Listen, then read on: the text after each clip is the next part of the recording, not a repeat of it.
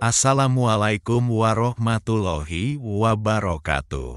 Segala puji bagi Allah yang menurunkan hukum dengan keadilan dan hikmah, yang memberi cahaya bagi hati yang jujur dan menjadi benteng bagi masyarakat yang ingin hidup lurus. Sholawat dan salam semoga tercurah kepada Nabi Muhammad SAW, penutup para nabi, pembawa kitab suci terakhir yang membenarkan dan menyempurnakan wahyu sebelumnya.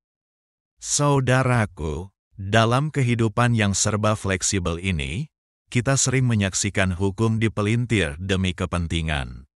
Pasal-pasal dijadikan alat tawar, bukan alat ukur keadilan. Tapi bukan hanya hari ini.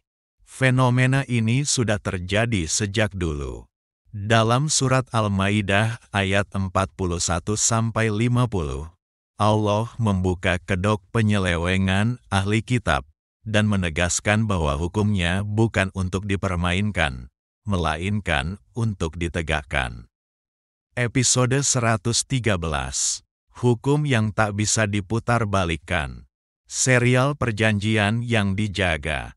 Berdasarkan surat Al-Maidah ayat 41 sampai ayat 50.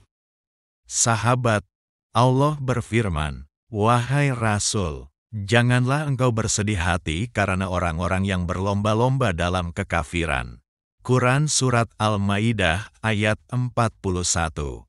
Para pembenci kebenaran itu datang kepada Nabi SAW, bukan untuk mencari kebenaran, tapi untuk mencari celah. Mereka membawa perkara kepada Rasulullah karena berharap beliau akan lebih lunak dibandingkan hukum Taurat yang sebenarnya mereka sendiri tahu. Mereka telah mengubah, menyembunyikan, dan menafsirkan kitab suci menurut hawa nafsu mereka. Mereka itu suka mendengar berita bohong dan memakan yang haram. Jika mereka datang kepadamu, maka putuskanlah di antara mereka atau berpaling dari mereka. Quran surat Al-Maidah ayat 42. Hukum bukan alat negosiasi, bukan soal siapa yang bicara, tapi apa yang benar. Allah kemudian menyebut Taurat sebagai kitab suci yang memang dahulu diturunkan kepada Bani Israel, berisi petunjuk dan cahaya. Tapi apa yang dilakukan oleh para pembesarnya?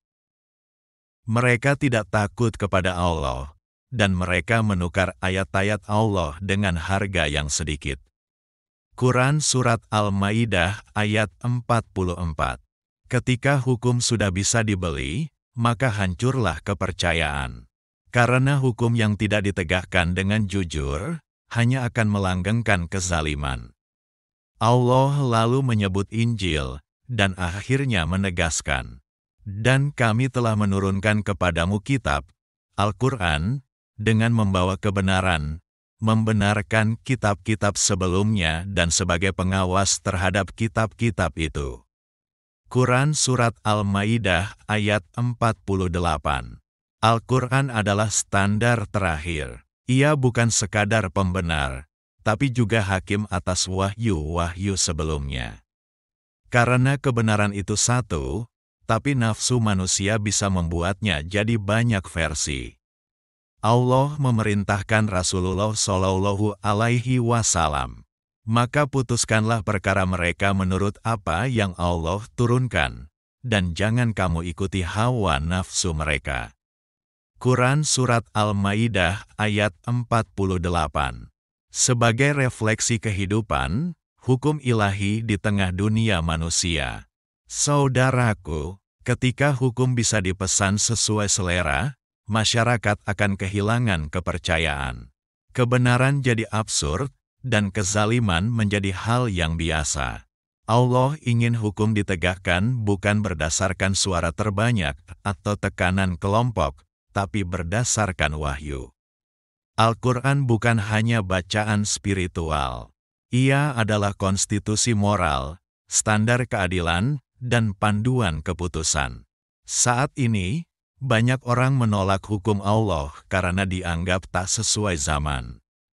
Tapi lihatlah sejarah yang memutarbalikkan hukum, justru berakhir dalam kehinaan. Karena hukum buatan manusia bisa berubah, tapi hukum Allah tidak mengenal kompromi dengan kebatilan.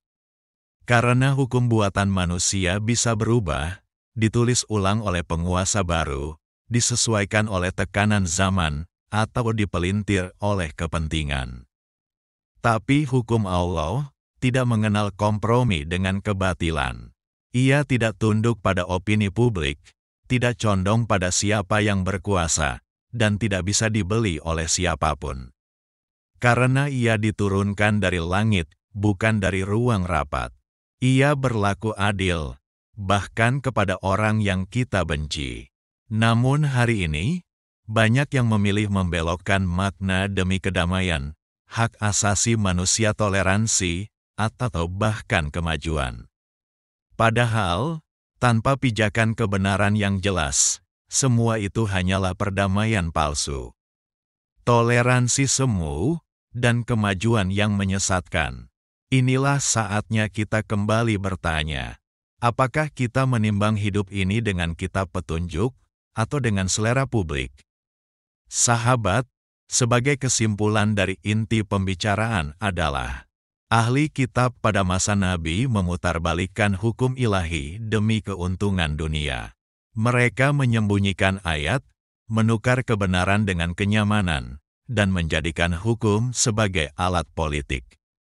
Allah memperingatkan bahwa sikap seperti itu bukan hanya dosa besar, tapi juga awal dari runtuhnya tatanan masyarakat.